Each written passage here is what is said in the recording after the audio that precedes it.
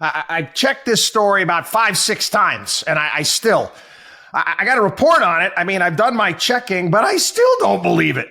Yes, the Biden administration wants to build a border wall.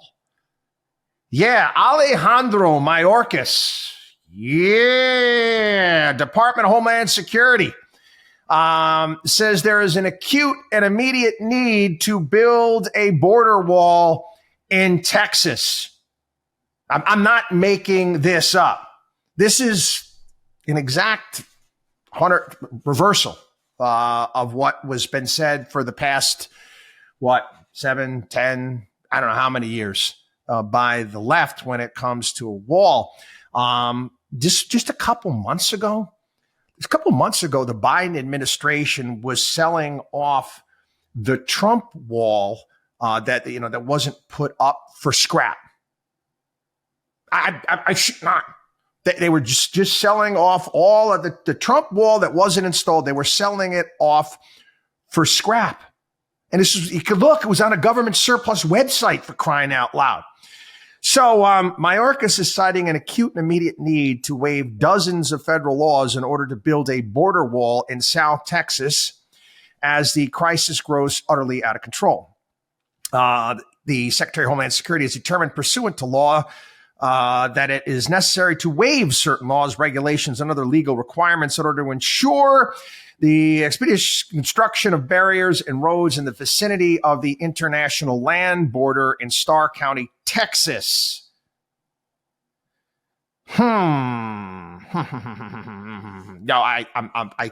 I'm looking at. I cannot believe this. I really can't. Mayorkas is going to waive about 26 federal laws to expedite the construction on this. And again, I want to go to some, I have here some articles that were written by the mainstream media. This is off NBC. Trump's border wall was never just about security. It's meant to remind all Latinos that were unwelcome. Okay. This is off Bloomberg. This isn't a border wall. It's a monument to white supremacy. And they said, like Confederate monuments, President Trump's vision of a massive wall along the Mexican border is about propaganda and racial oppression, not national security. The Hill, you got Ilhan Omar slams Biden administration for continuing the construction of Trump's xenophobic and racist wall, which again they stopped. But at this point in time, I don't know how many people have gotten in, 7 million, 8 million. Again, let me kind of break this down for everyone in terms that they can understand. They're throwing crap up on the wall to see what's going to stick. Mayorkas can put up his wall. They can start putting up their wall. I don't know when they're going to start doing it. I think it's just here to kind of appease, saying, hey, look, we're doing something at this point in time, because everybody knows it's out of control. Unless the policy changes, it doesn't really matter. It doesn't really. Will it slow the speed? Yeah, sure. It'll slow the speed, but it's not going to change anything. It's just that simple. Okay, you have to change the policy. We've gone over this before. I don't know if this is bull excrement. I have to believe, again, this is the federal government, for crying out loud. Maybe there'll be some negotiation now because they're talking about our border wall. I try to see between the lines because I don't trust anybody when it comes to Washington, D.C. Now that they'll say maybe, they can get funding for the wall. Again, this might be a ploy for more. I'm going to be honest, people, and again, this is how cynical I am when it comes to government, a ploy for more Ukrainian aid, saying, oh, okay, we're going to get more funding now. Okay, but if we get more funding, Lindsey Graham talked about it this past weekend. Okay, we're not going to get border wall funding unless we give money to Ukraine. So they'll talk this up as some sort of compromise, saying, oh, we're going to give money for the border wall now so they can send more money to the Ukraine. That sounds a little bit more plausible to me than this. But with that being said, no one's interested in actually doing what works. There was an article yesterday in the Wall Street Journal was actually talking about what's taking place in the state of Florida and how Florida right now, a lot of the agriculture, a lot of construction companies are applying for visas for migrant workers to come in and work legally. Legally, these are legal visas to come and work on the farms. They're getting close to $15 an hour for the work that's being done, and they get housed and taken care of. And they're asking for more of these things.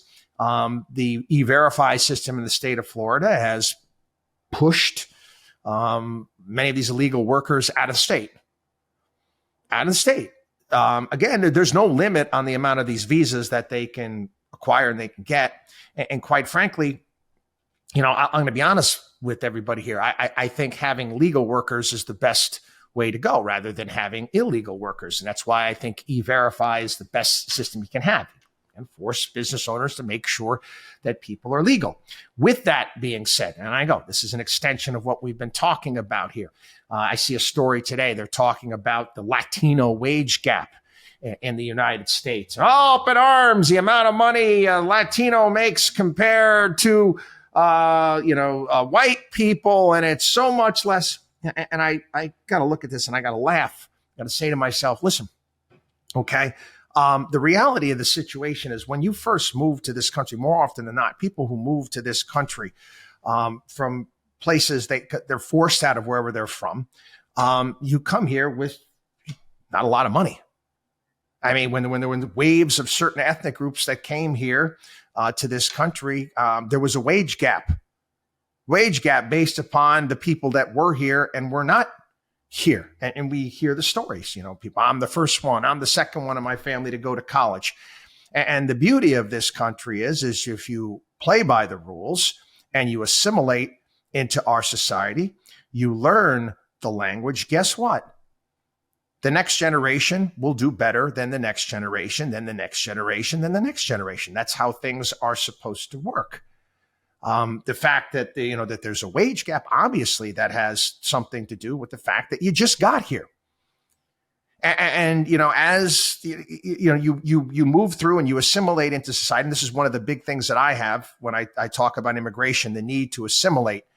You're going to do better as you move along.